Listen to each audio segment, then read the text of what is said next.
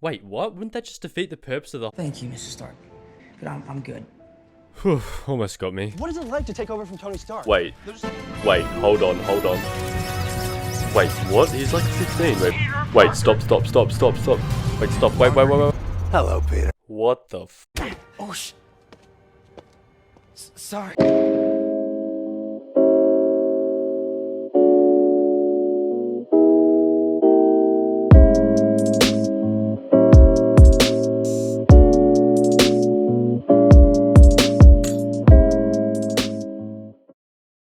Hi, how you going?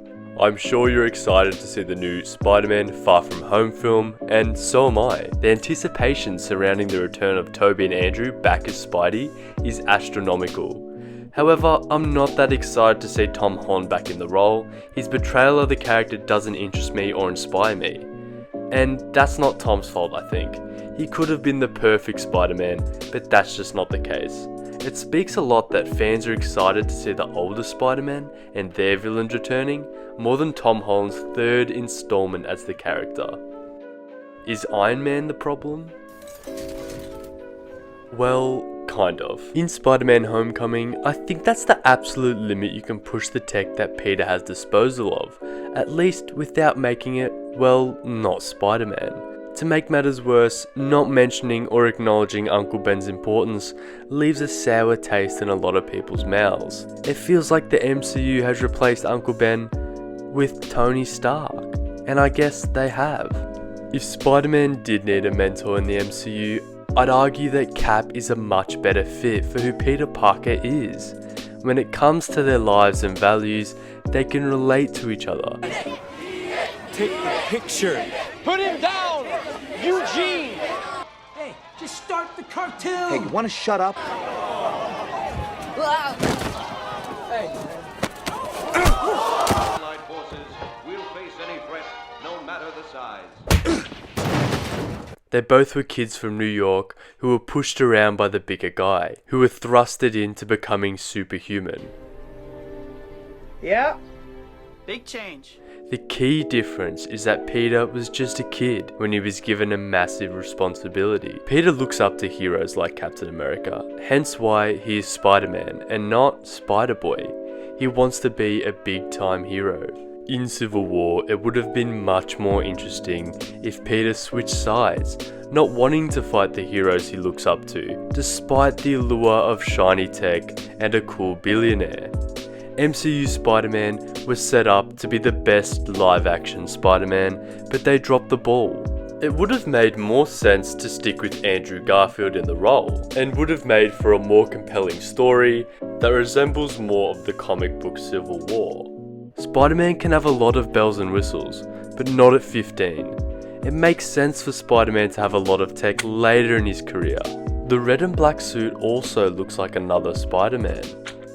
No, not that one. I've heard a lot of people say that the MCU Spider-Man is taking a lot of reference from the Ultimate Spider-Man comics, and to that I say you're right.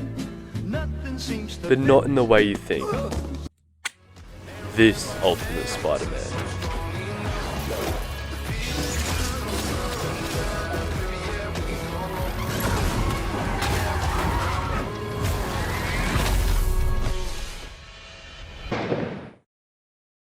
So Miles Morales is a great Spider-Man and one day deserves his own live-action film set in the MCU. But how are they going to do that when they already have? First and most obvious parallel is the move to the black and red look, reminiscent of Miles' costume. It's however stated that it's a nod to the first Spider-Man comic, where his costume was meant to be black and red, not blue and red. However, amongst other reasons, the choice of colour change seems like it relates to Miles more than originally thought. Miles' best friend is Genki Lee, and he helps him behind the computer, while Peter's best friend is Ned Leeds, essentially the same character as Genki. Miles is expected to live up to the Spider-Man that came before him, and Peter is expected to live up to Iron Man. Miles is a young Spider-Man and joins the Avengers at a young age, much like Peter does. Big fan of Spider-Man. Yeah, we'll talk about it later. Just, Hey everyone. good job. So, if there was any doubt left, In the comics, Miles has a crush on a girl named Tiana Toombs, the Vulture's granddaughter. Very familiar. Aunt May in the MCU is also way too young. Oh, wait. Despite this, Spider-Man hit the ground running in Civil War and in Homecoming, but in Far From Home, he strayed too far from what makes Spider-Man so great. Oh, I love Led Zeppelin! As fantastic as the MCU is, what could have they done instead of having an amalgamation of two characters? Enter Insomniac's Marvel's Spider-Man.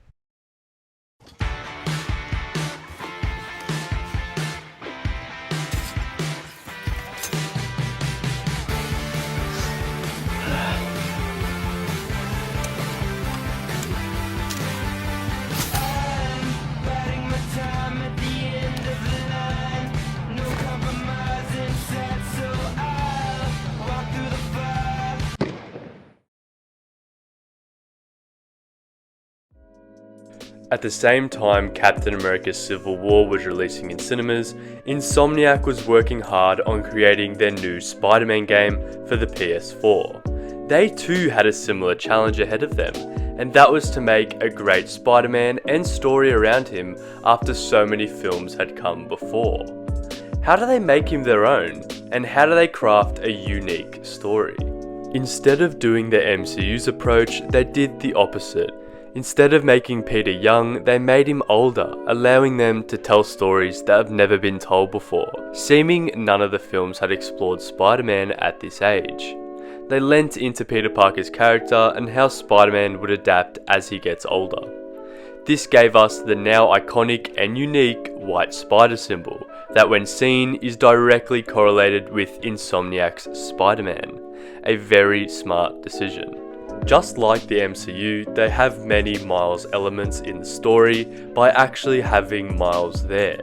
This is another genius move. Not only have they taken all the best elements of the live-action Spider-Man and combined them, but also allowed Peter and Miles to coexist, allowing them to still tell those young, high school Spider-Man stories that people love. We get to see new iterations of Spider-Man's rogues gallery, which are carefully thought out and form the Sinister Six. They do a great job of filling us in on who these characters are without having to show us how they first met Spider-Man. Something Sony has been trying to do for years and are now doing with the soon-to-be here Spider-Man No Way Home, with previous existing versions of the characters coming back. As great as that is, it's lazy writing. If the MCU took this approach, we would have two Spider-Man sharing the screen together, something mainstream audiences have never seen before in live action. A mentor and student dynamic works so well as seen in the games and Into the Spider-Verse. This approach is far superior than the MCU's approach in bringing in a unique Spider-Man and the Sinister Six.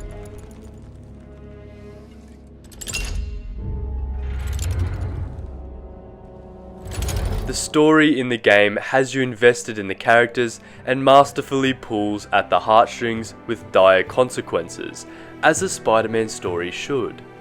This is something the MCU lacks.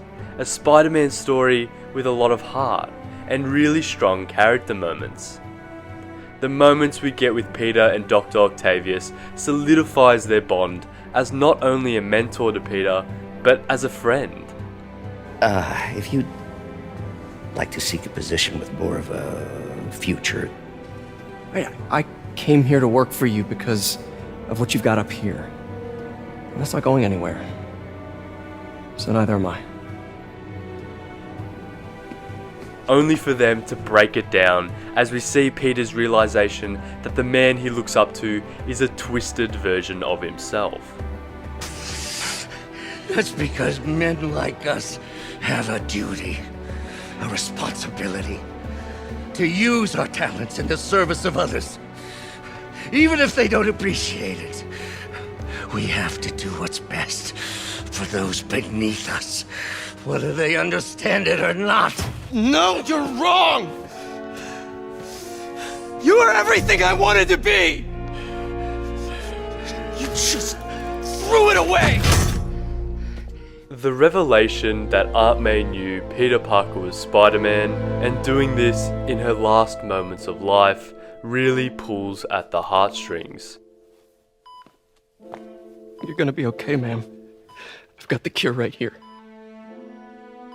Take off your mask. I want to see my nephew.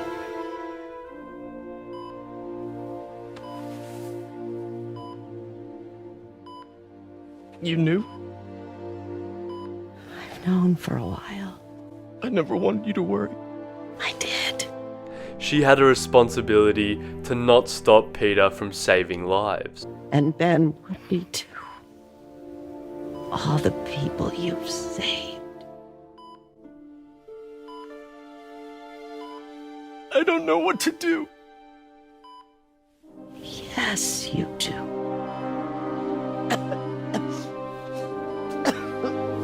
When Peter is met with the decision to save Aunt May or everyone in the city, he makes a sacrifice to save the city. Because with great power comes great responsibility. He makes a selfless choice. It's moments like this that make Spider-Man stories great. And we don't have those in the MCU.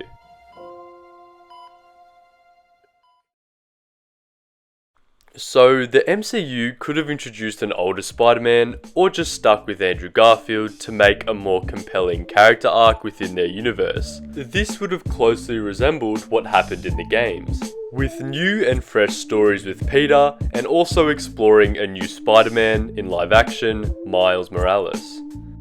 Introducing all the bells and whistles wouldn't have tainted the character if they stuck with Andrew, because at that point, we would have already established his lack of tech first. It wouldn't have tainted the character, but just be growth. However, it's not too late. The MCU can strip Peter of his fancy tech and actually treat him like a real 17-year-old by the end of Spider-Man No Way Home. But whatever they do with the character, it doesn't matter. At the end of the day, he will always be the greatest Marvel superhero, Spider-Man.